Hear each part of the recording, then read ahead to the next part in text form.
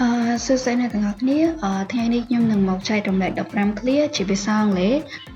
ដែលយើងអាចប្រើជំនួសនៃពាក្យអរគុណបានដែលជាភាសាអង់គ្លេសមានន័យថា thanks អញ្ចឹង15ឃ្លានេះគឺជាឃ្លាដែលយើងអាចប្រើជំនួសពាក្យនៃពាក្យ thanks បានអញ្ចឹងឃ្លាទី1 you bought me a jacket because it's winter now. That's so kind of you. ចំពោះឃ្លានេះមានន័យថាអ្នកបានទិញអាវរងាមួយឲ្យខ្ញុំ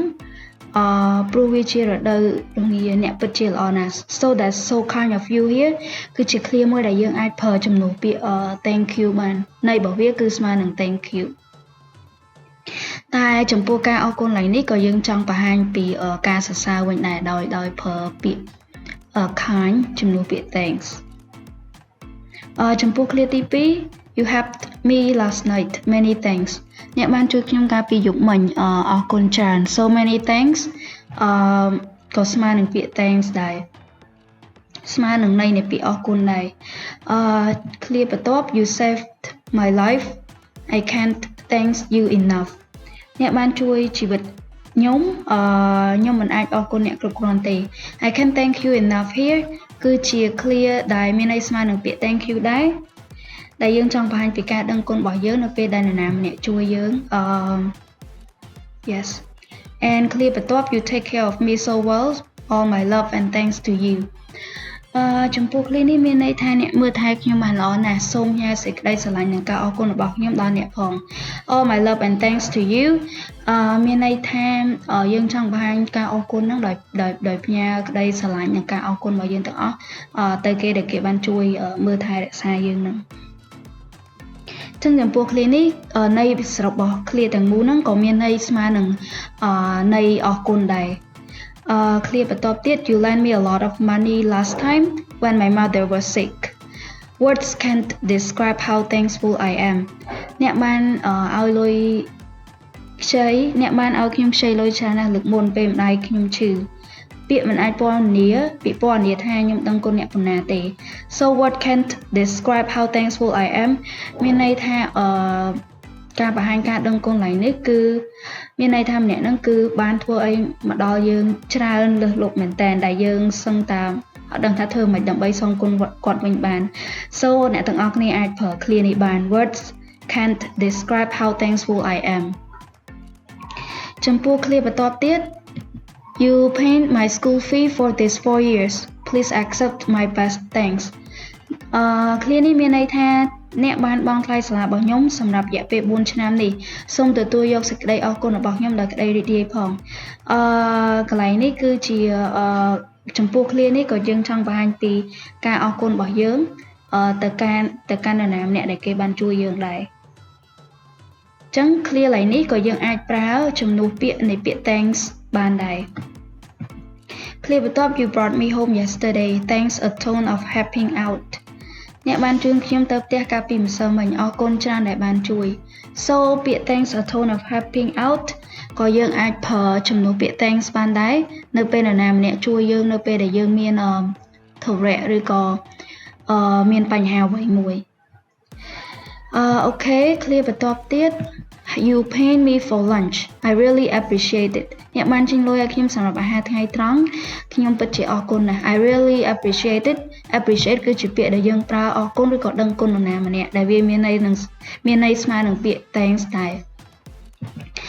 You helped my family a lot. Accept my endless gratitude. អ្នកបានជួយគ្រួសារខ្ញុំយ៉ាងច្រើនសូមទទួលយកការដឹងគុណគ្មានទីបញ្ចប់របស់ខ្ញុំផង So accept my endless gratitude គឺជាពាក្យដែលយើងចង់បង្ហាញពីការដឹងគុណរបស់យើងរហូតមានន័យថាការជួយរបស់គេហ្នឹងគឺធ្វើឲ្យយើងចាំរហូតដែលធ្វើឲ្យយើងមានការដឹងគុណគេហ្នឹងគ្មានទីបញ្ចប់ So វាស្មើនឹងពាក្យ thanks ដែរប៉ុន្តែគ្រាន់តែការអរគុណឡើងនេះគឺអរគុណខ្លាំងមែនតើ So accept my endless gratitude ក៏យើងអាចប្រើជំនួសពាក្យ thank you បានដែរនៅពេលដែលយើងចង់បង្ហាញពីការដឹងគុណដ៏ជ្រាលជ្រៅចំពោះនរណាម្នាក់ចំពោះឃ្លាបន្ទាប់ទៀត I got this scholarship because of you. Consider yourself heartily thanked. ចំពោះឃ្លានេះមានន័យថាខ្ញុំទទួលបានអាហារូបករណ៍នេះដោយសារតែអ្នកសូមអរគុណដែលអស់ពីចិត្ត Consider yourself heartily thanks នេះគឺជាការបង្ហាញពីការដឹងគុណរបស់យើងអស់ពីចិត្តចំពោះនរណាម្នាក់ផ្ដល់អ្វីយើងមួយឬក៏ជួយយើងមកឬក៏ជួយយើងនៅក្នុងកលៈទេសៈណាមួយអូខេឃ្លាបន្ទាប់ទៀត You wasted your time to bring me here How can I ever possible thanks you អ្នកខ្ជិះជាពេលវេលារបស់អ្នកដើម្បីនាំខ្ញុំមកទីនេះតែខ្ញុំគួរអរគុណអ្នកយ៉ាងដូចម្តេច How can I ever possible thank you គឺជាពាក្យបង្ហាញការដឹងគុណដែរដែលយើងមិនដឹងថាយើងគួរតែអរគុណអ្វីដែលគេបានជួយយើងហ្នឹងតាមរបៀបណាកន្លែងនេះក៏មានន័យស្មើនឹងពាក្យថាយើងដឹងគុណគេខ្លាំងនៅអ្វីដែលគេបានជួយយើង So យើងអាចប្រើឃ្លា How can I ever possible thank youឃ្លាបន្ទាប់ទៀត You sent me a lot of help I cannot express my appreciation ចំពោះឃ្លានេះមានន័យថាអ្នកបានផ្ញើជំនួយជាច្រើនមកខ្ញុំមិនដឹងថាត្រូវបង្ហាញពីការដឹងគុណរបស់ខ្ញុំយ៉ាងដូចម្តេចទេ